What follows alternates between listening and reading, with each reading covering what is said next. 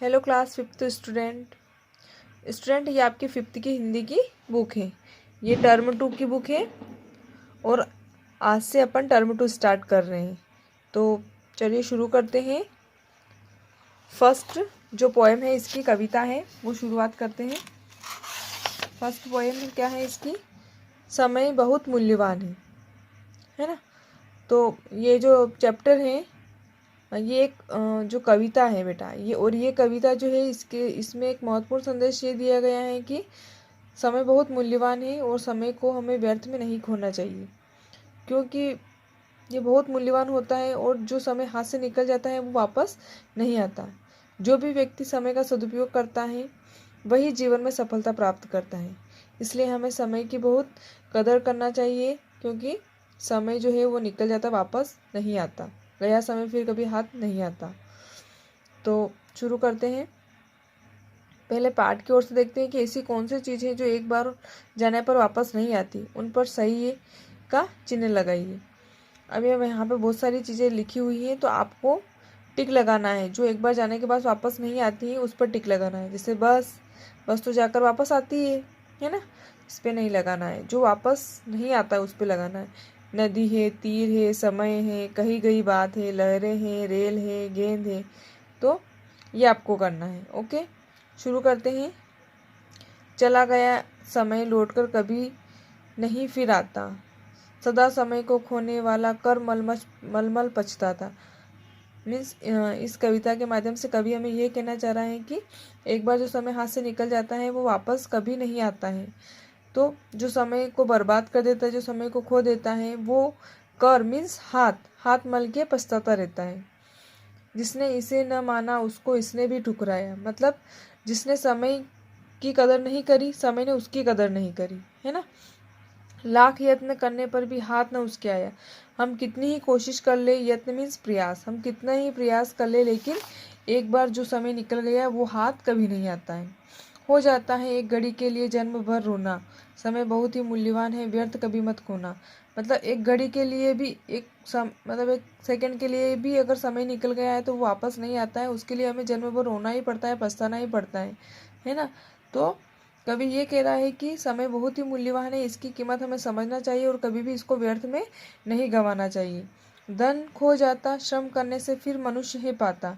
अगर धन खो जाता है तो मनुष्य मेहनत करके कमा के फिर प्राप्त कर सकता है। स्वास्थ्य बिगड़ जाने पर भी उपचारों से ही बन जाता है। अगर तबीयत खराब हो जाती है, सेहत खराब हो जाती है तो हम इलाज करवा के सही हो जाते हैं, लेकिन समय जो है वो वापस नहीं मिलता। धन खो जाता है तो भी हम मेहनत करते हैं, परिश्रम करते हैं तो वापस से हम उसको प्राप्त कर सकते हैं, लेकिन समय को हम वापस से प्राप्त नहीं कर सकते हैं। आगे देखते हैं।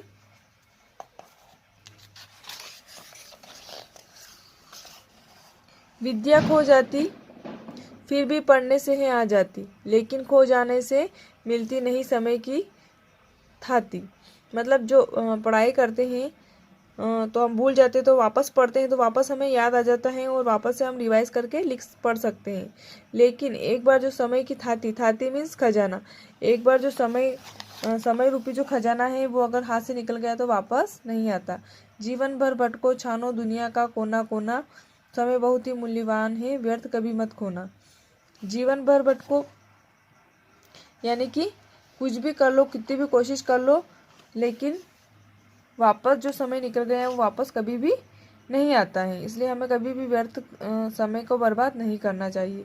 रहती थी बापू की कटी में हरदम घड़ी लटकती। कटी मीन्स कमर। जो बापू थे, महात्मा गांधी थे, उनकी कमर में हमेशा घड़ी लटकती रहती थी, क्योंकि उन्हें एक क्षण की बर्बादी थी अत्यधिक खटकती। उन्हें एक क्षण भी बर्बाद करना, एक पल भी बर्बाद करना उन्हें बहुत अधिक अखरता था, मतलब बुरा लगता था।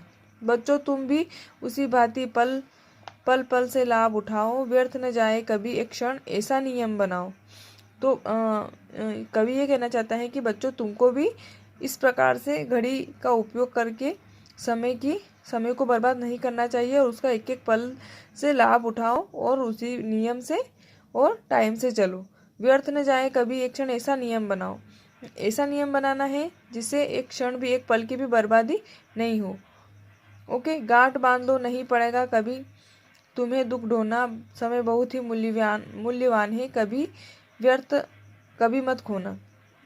गांठ बांध लो मतलब याद कर लो, कभी तुम्हें ना दुख ढोना पड़े। जब भी तुम ये बात याद रख लो कि समय बहुत ही अधिक मूल्यवान है और हमें इसे व्यर्थ नहीं गंवाना है।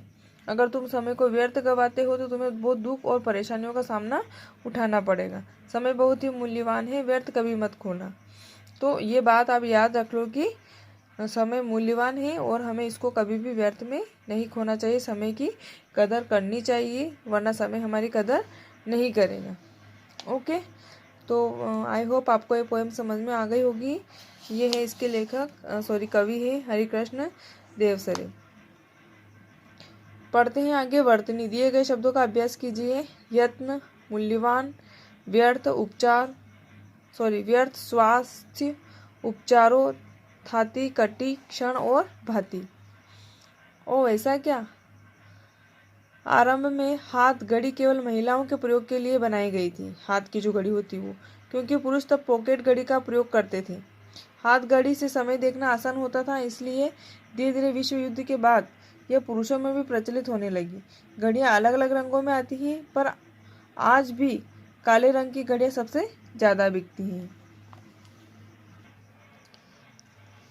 आगे देखते हैं। सही विकल्प का चयन कीजिए। कवि ने सबसे मूल्यवान किसे माना है? समय, घड़ी, परिश्रम या आलस? तो समय को। श्रम करके मनुष्य क्या दोबारा प्राप्त कर सकता है? समय, आयु, धन या शरीर? तो धन वापस प्राप्त कर सकता है। ओके। बापू घड़ी को कहाँ लटकाए रहते थे? हाथ में, गर्दन में, कमर में या पैर में? तो कमर पे। ठीक है। समय बहुत मूल्यवान है कविता के कवि कौन है? दिनकर, देवसरे, निराला या बच्चन? तो क्या होगा इसका आंसर? देवसरे। ओके। नेक्स्ट क्वेश्चन आओ करें 2। पाठ के आधार पर दी गई पंक्तियों को पूरा कीजिए। धन खो जाता है करने से, फिर मनुष्य है पाता। तो इसमें क्या आ जाएगा? श्रम करने से। ओके। स्वास्थ्य बिगड़ जाने पर से है बन जाता, क्या बनता है? उपचारों से।